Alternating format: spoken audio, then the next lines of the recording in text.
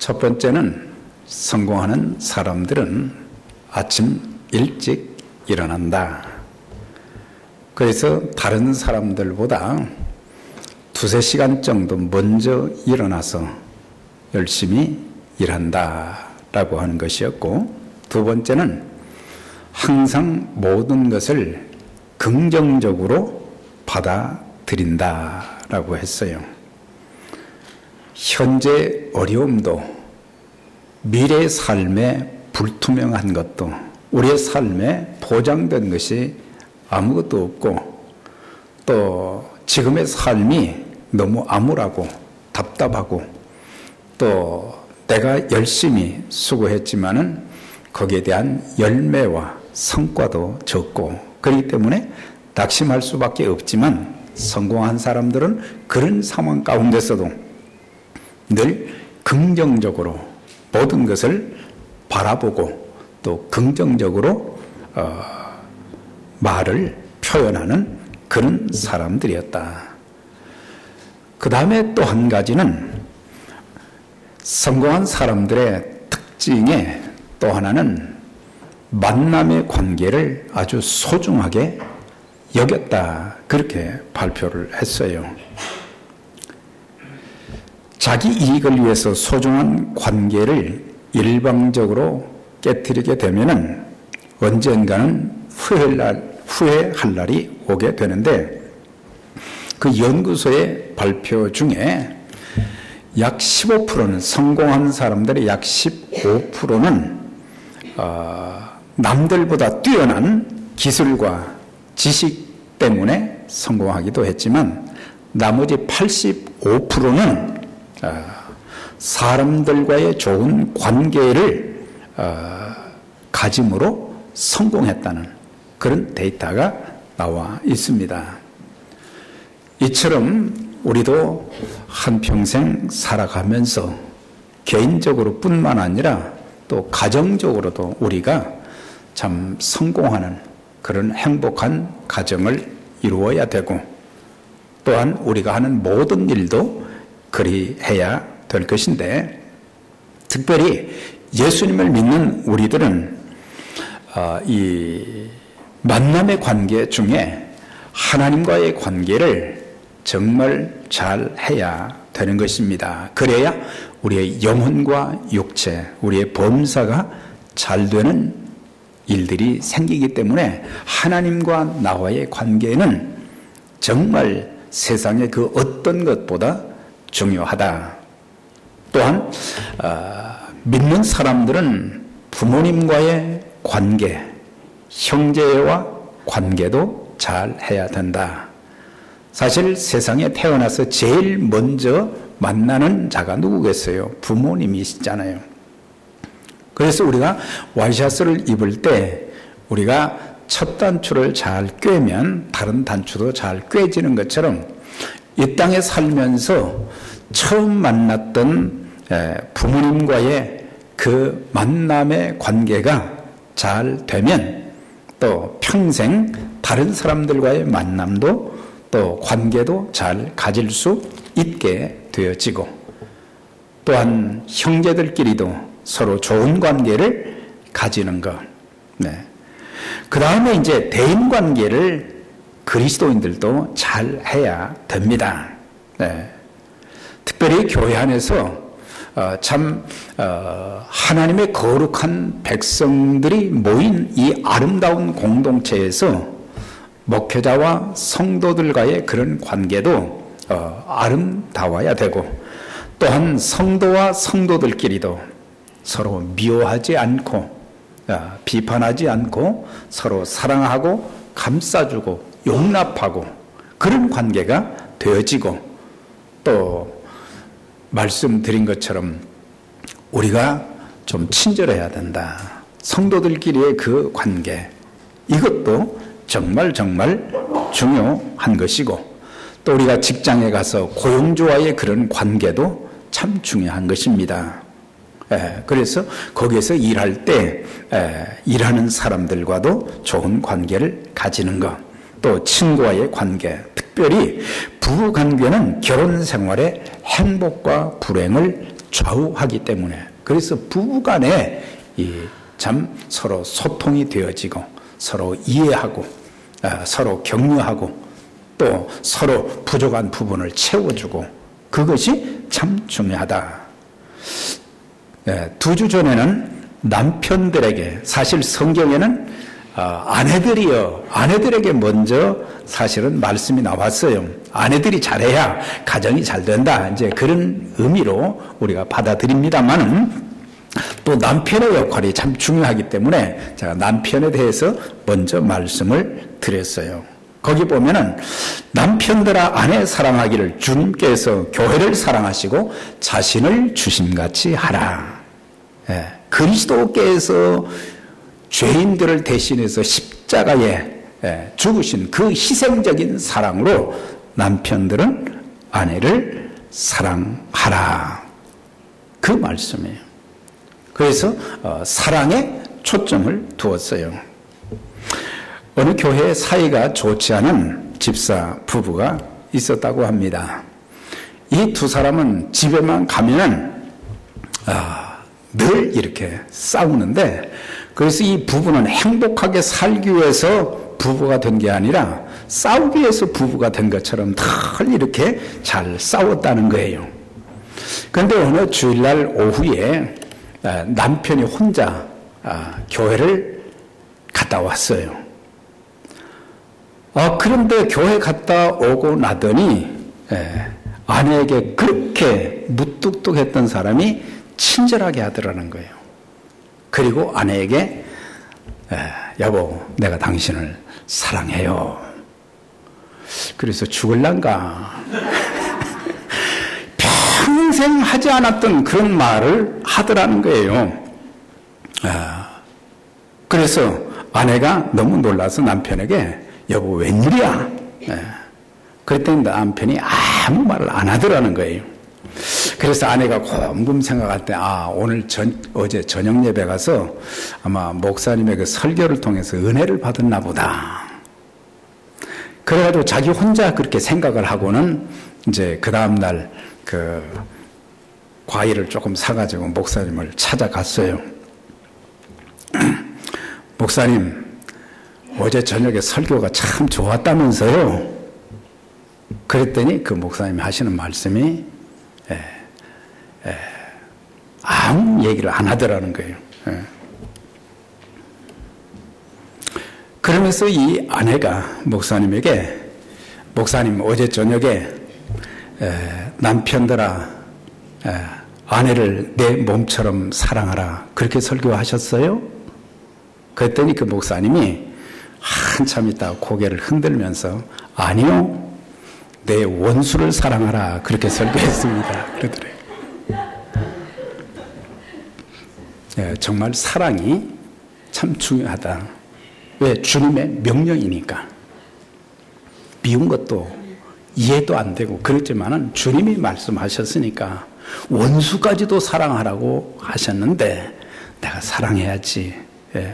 그러면서 그 부부의 가정이 정말 원수 사이가 아니라, 원수 사랑이 아니라 그리스도께서 교회를 사랑하신 것처럼 그렇게 살아가는 가정이 되었다고 합니다. 자, 말씀드린 남편들의 아내 사랑을 세 가지로 말씀을 드렸었어요.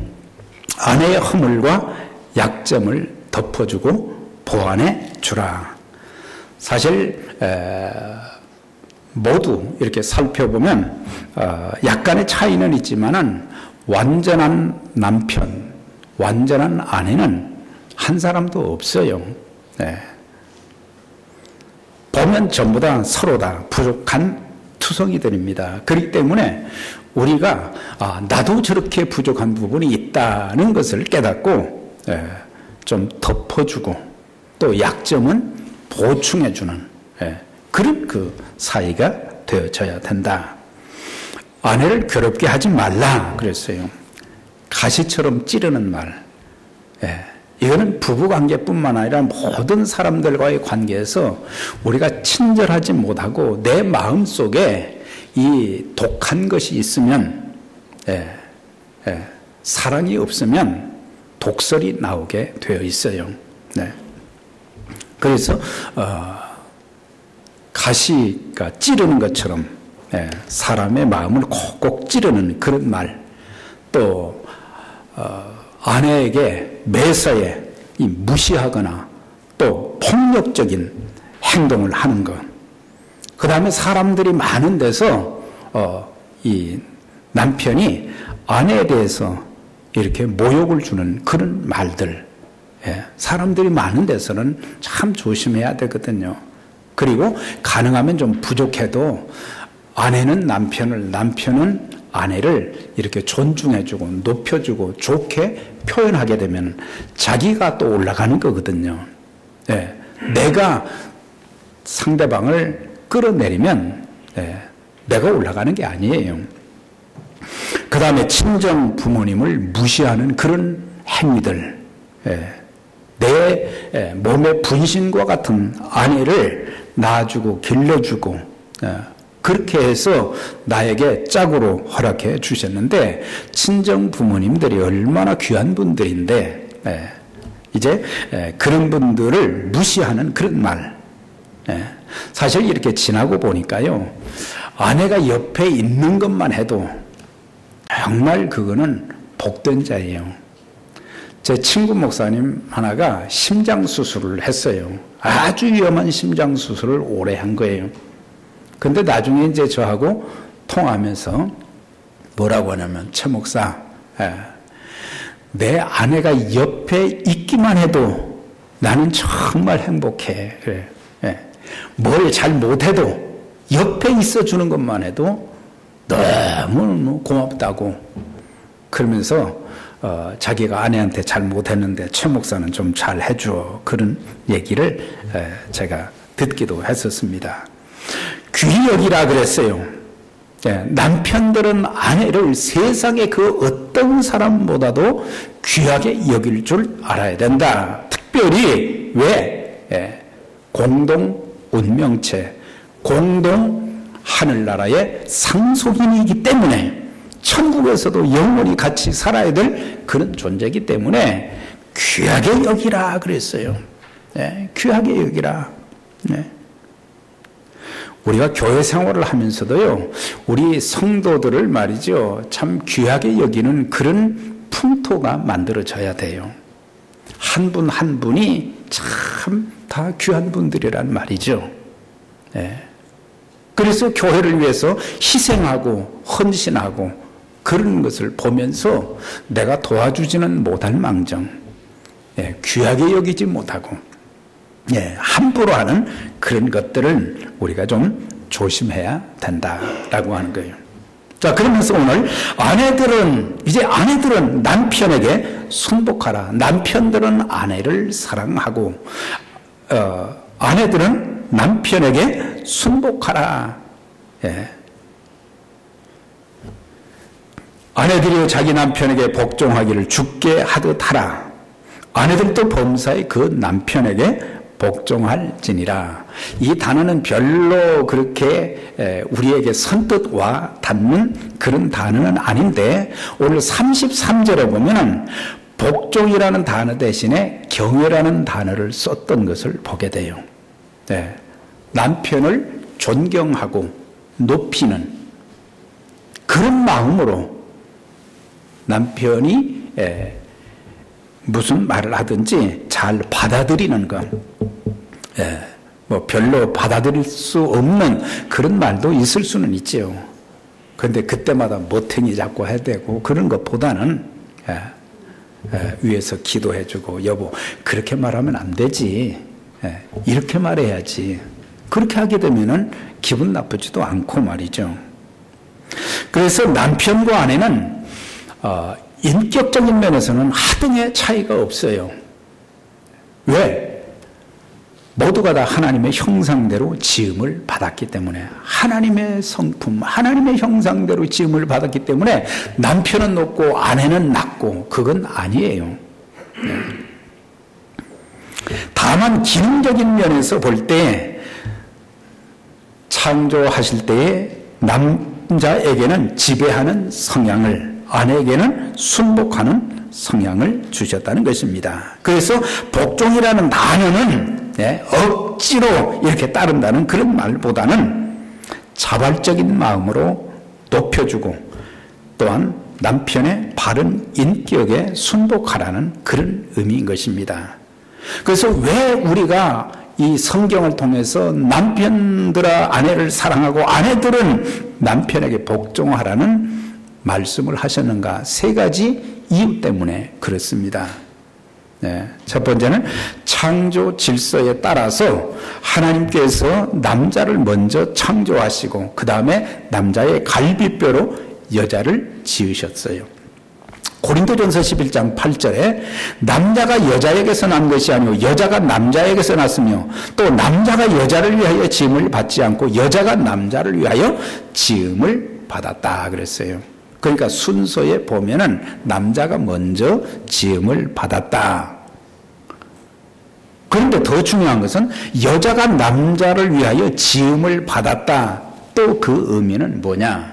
우리가 창세기 2장 18절과 20절에 보면 아담에게 하와를 지어주신 아내로 결혼시켜주신 목적이 있었어요. 거기 보면 아담이 돕는 배필이 없으므로 아담이 독처하는 것이 보기에 좋지 못해서 이제 아내를 하와를 이제 지어서 결혼을 시켜주셨다. 거기 보면 배필이라는 단어가 2번이나 나와요. 배필. 이건 뭐냐? 영성에는 헬퍼 그랬어요. 헬퍼. 돕는 자. 돕는 자. 그러니까는 아내는 남편의 부족한 부분들이 많거든요. 남편이 100% 완전한 것이 아니에요. 아마 한 40%, 50% 정도 이렇게 마음에 들지 모르겠어요. 그러니까는 40%, 50%가 부족한 부분이 너무 많은 거예요.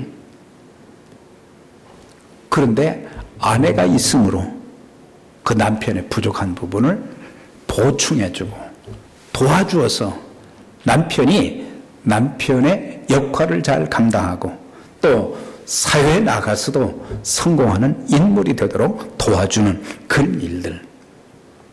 사실 보면은 성공한 사람들의 그 모습 이렇게 비하인드 스토리를 이렇게 보게 되면은 거기에는 참 귀한 부모님들이 계시기도 하셨고 또 어떤 경우에는 귀한 아내들 그 희생적인 숨어있는 그게 있어서 그랬지 남편이 그렇게 잘나고 똑똑해서 된 것은 아니라고 하는 거예요. 그래서 헬퍼의 역할, 돕는 자, 남편의 인격과 삶과 신앙과 모든 세상에 나가서 하는 모든 일들을 잘 할 수 있도록 이렇게 도와주어서 잘되게 만드는 그런 역할을 말씀해 주고 있어요. 몸의 구조에 근거하여 볼 때 남편이 아내의 머리가 된다. 그러나 나는 너희가 알기를 원한다. 고린도 교회 성도들에게 계속해서 강조하는 것이 너희가 정말 이것은 꼭 알아야 된다 그랬어요. 각 남자의 머리는 그리스도요, 여자의 머리는 남자요, 그리스도의 머리는 하나님이시니라. 그러니까 위치적인 면에서 부모도 마찬가지죠. 부모를 공경하라는 그 말씀도 보면은 위치적으로 부모를 우리에게 주신 것은 위치적으로 그분들은 높임을 받을 수 있도록 지어주셨고 또한 자녀들은 그 부모를 통해서 또 세상에 태어났고 또 성장했고 또 많은 사랑과 돌봄을 받았기 때문에 그래서 다른 부모보다 많은 것을 해주지 못했다 할지라도 위치적인 면에서 볼 때 부모로 세워주셨으니까 적어도 그리스도인들은 부모를 공경하는 부모에게 효도를 해야 되는 그런 자녀들이 되어져야 된다. 남편이 아내의 머리됨이 그리스도께서 교회의 머리됨과 같다. 그러니까 여자의 머리는 남자라 그랬어요. 남자의 머리는 그리스도라. 그리스도의 머리는 하나님이시라 그렇게 말씀한 것을 볼 수 있어요. 그런데 종종 이런 것들을 악용하는 남편들이 있어요. 남편이 아내의 머리라는 것만 강조하면 안 되는 거죠. 인류 역사상 이렇게 남편들은 이 구조를 악용해서 아내들에게 수많은 잘못을 범했습니다. 이것은 위치의 중요성, 역할의 중요성을 강조한 것 뿐입니다. 그래서 가정을 통해서 하나님의 뜻을 이루시기 위해서 남편을 가정의 지도자로 세워주셨기 때문에 남편은 그 가정의 가장으로서 머리로서의 그 역할과 책임을 다해야 된다. 머리가 머리 역할을 못하게 되면 몸은 어떻게 되겠어요? 남편은 남편의 위치를 지키면서 그에게 주어진 가장으로서의 역할, 가족들을 잘되게 하고 가족들을 행복하게 하고 가정을 행복하게 만드는, 또 가족들이 잘 될 수 있도록 코치를 잘하고 또 돌봐주고 그런 역할을 잘 해야 된다. 그런데 남편이 아내에게도 본을 보이지 못하고 자녀들에게도 본을 보이지 못하고 또 세상에 나가서 이제 직장 생활하거나 뭔 일을 하면서도 다른 사람들에게 이렇게 본이 되지 못하고 직책만 높다고 우리는 자랑할 것이 아니고 내 위치에서 내 역할과 책임을 잘 하고 있는가. 교회도 마찬가지죠. 우리에게 주어진 역할과 책임이 다 있는 거예요. 그걸 잘할 때에 그 공동체가 하모니를 이루고 아름답게 세워져 갈 수 있는 거예요. 그래서 권위만 강조하면 안 돼요. 지금의 시대는 권위가 통하는 시대가 아니에요. 직책을 가지고 권위를 강조하는 시대가 아니에요. 삶의 본을 통해서. 그리스도께서 교회의 머리됨과 같다 그랬어요. 사실 예수님 보세요. 예수님은 본래 하나님이셨지만 사람의 몸을 입고 이 땅에 오셔서 하나님과 동등됨으로 여기지 아니하시고 오히려 종의 모습을 입으시고 죽기까지 복종하셨는데, 그건 뭐냐? 주님은 이 땅에 아들의 자격으로 오시면서 하나님의 뜻을 따라서 평생 순종하며 사셨다고 하는 거예요. 죽기까지 복종하셨어요. 죽기까지. 그런 주님을 믿는 우리들에게 있어서도 사실 서로에게 복종하는, 서로를 경외해 주는, 서로를 감싸주는 그런 모습이 있어져야 된다. 머리로 남편을 세워놨으면 머리의 역할을 할 수 있도록 도와줘야지. 계속해서 흔들기만 한다면 어떻게 되겠어요? 몸의 기능이 잘못되고 문제가 많이 생기죠. 그래서 가정에서도 질서와 화평이 깨어지고 분쟁과 아픔이 계속되면 평생을 이렇게 살다가 죽게 되기 때문에, 그래서 질서적인 면에서도 굉장히 중요한 것이다. 우리가 교회에서도 그렇고 어디 밖에 사회 나가서도 질서를 좀 지킬 줄 알아야 되거든요. 질서를 안 지키기 때문에 문제가 많이 생기는 거예요. 아내들은 남편을 자발적인 마음으로 존경하고 순종하되 때론 남편이 돈을 많이 벌지 못해도 돈을 많이 못 벌면 참 무능력하다 그래요. 참 어떤 때는 제가 무능하게 보일 때도 있어요. 능력이 좀 부족해도, 병이 들었어도, 좀 실수를 하더라도 존경하고 순종하라. 아내가 남편을 그렇게 해주지 않으면 누가 그렇게 해주겠어요?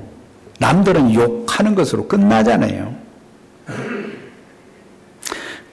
아내들아 남편에게 복종하라. 이는 주 안에서 마땅한 골로새 3장 18절이죠. 특별히 주 안에서라는 말을 썼어요. 부모를 공경할 때도 주 안에서 공경하라 그랬거든요. 주 안에서. 여기서 아내들아 남편도 주 안에서 복종하라. 이것이 마땅한 바다 그랬어요. 그러니까 그리스도인들은 불신자보다도 주 안에서라는 말은 그리스도인들이 예수 안에서 더 큰 책임의식을 가져야 된다. 가정생활에도 책임의식을 가져야 되고. 그래서 믿는 남편들은 불신 남편보다 아내를 더 사랑해야 된다. 예수 안 믿는 사람들도 자기 아내는 사랑하는데 예수 믿는 사람들이 그 사람들보다 사랑의 농도가 낮다면 이거는 아니라고 하는 거죠. 또 믿는 아내들은 불신 아내들보다도 남편에게 더 순복할 줄 알아야 된다. 그러니까 안 믿는 사람들보다 좀 나은 모습이 보여줘야 된다라고 하는 거예요. 여러분들 무엇이 다릅니까? 교회에 나오는 사람들과 안 나오는 사람들과 뭐가 달라요? 믿는 부모들은 불신 부모들보다도 자녀를 더 잘 양육해야 되고, 믿는 자녀는 불신 자녀들보다 부모에게 더 순종하고 효도해야 되는 거예요. 안 믿는 사람들보다 더 나아야, 그래야 예수 믿으면 저렇게 하는구나. 전도도 되잖아요. 본보기도 되잖아요. 그 다음 이제 한 가지는, 왜 아내가 남편에게 복종해야 되느냐. 어떤 가정은 이 부부가 다 똑같은 신앙을 가지고 예수를 잘 믿는 가정도 있고, 그런데 어떤 가정은 언밸런스 됐어요. 아내는 믿는데 남편은 안 믿어. 목표가 다르고 방향이 다르고 그러다 보니까 서로 부딪힐 때가 많아요. 영적인 것과 육적인 것이 자꾸 부딪히고 갈등이 많이 생길 때가 있어요. 그래서 여러분들 중에 아직 남편 되신 분들이 신앙생활을 하지 않고 있다면 정말 남편들을 위해서 기도해야 되고, 그 남편들을 주님께로 인도하게 되면 우리의 가정생활도 더 행복해질 수 있고, 남편 때문에 힘을 많이 얻기도 할 수 있고. 베드로전서 3장에 아내된 자들아 이와 같이 자기 남편에게 순복하라. 여기 보니까 에베소서, 골로새서, 그 다음에 베드로서도 똑같이 말씀한 거예요. 혹 도를 순종치 않는 자라도 말로 말미암지 않고 그 안에 행위로 말미암아 구원을 얻게 하려 함이니 너희의 두려워하며 정결한 행위를 봄이라. 목적이 뭐냐? 남편 구원을 위해서. 아내는 남편을 경외하고 순복해야 된다. 말로 말미암지 않고 말로 안 통한다는 얘기예요. 정결한 행위를 봄이라. 아내의 그 모습을 통해서 아내가 하는 말, 아내가 배려하는 것, 아내의 삶의 모습, 아내들이 얼마나 힘들게 살아요. 그런데도 자녀들을 키우면서 희생하면서도 묵묵히 이렇게 가정을 꾸려나가면서 남편 기죽지 않도록 만들어주고 그러기 때문에 그걸 통해서 남편이 감동을 받아서 예수를 믿도록 그렇게 해야 된다. 국민이 위정자에게 복종하고 사환이 주인에게 복종하듯 아내도 역시 남편에게 순복해야 되는 이유는 믿지 않는 남편을 예수 믿게 해야 되기 때문에, 그 영혼이 구원받아야 되기 때문에 순복하라 그랬어요. 사실 이 남편들 중에 믿지 않는 남편들 보면 참 믿는 아내를 핍박한, 다 표현할 수 없지만 참 그런 사람들이 굉장히 많았어요. 제가 어렸을 때 보면. 그래서 증오심, 복수심만 생기는데, 그럼에도 불구하고 아내는 믿지 않는 남편이 구원받도록 위해서는 믿는 자의 아름다움을 보여주어야 된다. 예수 믿어라, 교회 가자, 그걸로는 설득이 안 된다는 거죠. 네. 인간관계도 보면요, 말로 해서 안 되는 가까운 인간관계일수록 말로 더 안 돼요. 행동으로, 삶의 모습으로 설득을 해 주어야, 그래야 감동이 되는 거예요. 예. 아내의 시끄러운 소리는 듣기 싫어하거든요. 정결한 행위를 봄이라, 순종과 정결한 행위를 통해서 믿지 않는 남편을 주님께로 인도할 수 있다고 하는 거예요. 어떤 미국 부부가 이제 가족이 바람을 쐬기 위해서 해변가로 놀러를 갔어요. 그런데 아이가 넷이나 있었어요. 아이들 넷 데리고 바닷가에 갔는데 아이들이 컸으면 괜찮은데 어리단 말이에요. 그러니까 이 엄마는 하는데 남편은 별로 관심도 없고, 아이들 넷이 얼마나 엄마를 힘들게 만드는지 막 그냥 지치는 거예요. 그런데 또 때가 되면은 또 뭘 만들어서 또 이렇게 줘야 되고, 너무 지쳤어요. 남편이 그것을 눈치를 채고는 이제 어느 날 아내를 데리고 조용한 시골로 이렇게 하루를 다녀왔어요. 그런데 그 시골에 갔더니 공동묘지가 있는데, 그 공동묘지를 산책하는데 거기에 이제 비석이 다 이렇게 세워져 있어요. 근데 그 비석 중에 특별한 그 비석이 그 아내의 눈에 싹 들어왔어요. 묘비에 이렇게 기록되어 있었어요. She was the sunshine of our home. 네. 그 비석에 뭐라고 써있느냐? 그녀는 우리 가정의 빛이었다. 그녀는 우리 가정의 빛이었다. 네. 그 아내가 그 비석의 글씨를 이렇게 딱 보고 나는데 가슴을 참 아주 그냥 감동이 되는 거예요. 하루가 지나고 이틀이 지났는데도 머릿속에서 그 비석에 글씨가 지워지지 않았어요. 그때 그 아내는 내 인생이 끝나면 내 자녀들이 내 비석에다가 뭐라고 쓸까? 그걸 생각했어요.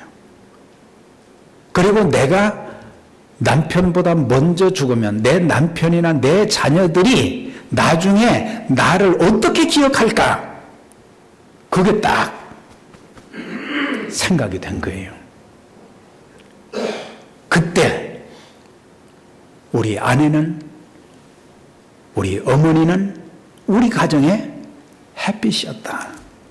그런 말을 들으면 좋겠다. 그런 생각이 들어서 이제 아무리 힘들고 어려워도 나에게 건강을 주셨으니 또 아내로서, 엄마로서의 역할에 내가 좀 충실해야지. 그래서 자녀들에게 참 영원히 그들이 이 땅에 사는 동안 기억될 수 있는 아름다운 추억을 남길 수 있는 그런 엄마가 돼야지.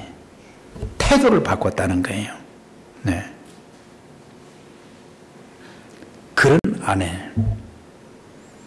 아내가 된다면 A+ 아내가 되지 않을까. 오직 마음에 숨은 사람을 온유하고 안정한 심령에 썩지 아니할 것으로 하라. 이는 하나님 앞에 값진 것이니라. 외적으로 단장하는 것도 중요하지만 더 중요한 것은 마음의 정결함과 온유함이 있어야 된다. 온유는 힘이 있지만 그 힘을 안 쓰고 딱 간직하고 절제하고 인내하는 거죠. 예. 그래서 가정생활할 때 남편 자식들, 경제적인 문제, 여러 가지 어려움들이 숱하게 많은데, 그럼에도 불구하고 인내하고 절제하고 용납하고 친절하고 격려하고 축복하고 좋은 삶의 본을 보이는 그런 아내, 그런 아내야말로 최고의 아내다. 아내도 그 남편을 경외하라고 그랬어요. 그래서 아내는 자녀들 앞에서나 교인들 앞에서나 사람들 앞에서 남편의 인격을 깎아내리지 말고 세워 주어야 된다. 그래야 남편이 사람들에게 존경을 받죠. 자기 집에서 존경을 받아야 밖에 나가서도 존경을 받는 것이지, 집에서 형편없이 대하는데 밖에 나가서 사람들이 그 사람을 누가 존경할 수 있겠어요? 사람은 아브라함을 주라 불렀어요. 그건 존경하는 마음을 가졌다고 하는 것입니다. 사랑하는 여러분, 남편과 아내는 결혼을 해서 한 몸, 한 가정을 이루었지만 두 인격체가 하나의 목표, 같은 방향을 향해서 조화를 이루며 산다는 것은 참 어려운 일입니다. 힘든 일입니다. 그러나 남편과 아내가, 남편은 아내를 그리스도께서 희생적으로 교회를 사랑하시고 죄인들을 사랑하신 것처럼 그런 마음으로 사랑하고, 아내는 남편을 경외해주고 세워주고 순복해주고, 그런다면 행복한 가정을 이룰 수가 있고 또 행복한 부부의 삶을 살아갈 수 있다. 그래서 우리 모두가 참 사람들이 보면서 저 부부는 정말 행복하게 산다, 정말 아름다운 가정이다, 더 나아가서 저 교회 성도들은 참 행복한 교회에서 신앙생활한다, 어디 나가서든지 우리의 삶을 통해서 예수님의 이름을 높이고 하나님께 영광을 돌린다면 우리의 삶은 저절로 행복할 수밖에 없는 거죠. 우리 모두 사랑과 순복을 통해서 행복한 부부, 행복한 가정을 이루어서 하나님 앞에 참 귀한 사역을 위해서 쓰임받는 그런 축복된 가정들이 다 되시기를 주의 이름으로 축원합니다. 하나님 아버지 감사합니다. 오늘도 우리에게 주신 말씀 기억하고 우리의 남편과 아내들 하나님이 기억하여 주셔서 서로 사랑하고 존경하게 하시고 순복하게 하여 주시고 경외해서 행복한 부부가 되게 하시고, 또 이렇게 남편이나 아내가 없으신 분들, 또 아직 결혼하지 않은 분들, 하나님 저들에게도 주님의 위로와 주님의 은총이 늘 같이 하시고 외롭지 않도록 늘 지켜주시고 하나님의 돌보심과 축복 가운데 참 저들의 인생이 갈수록 예수 안에서 행복해지는 귀한 역사가 있도록 축복하여 주옵소서. 예수님 이름으로 기도드립니다. 아멘.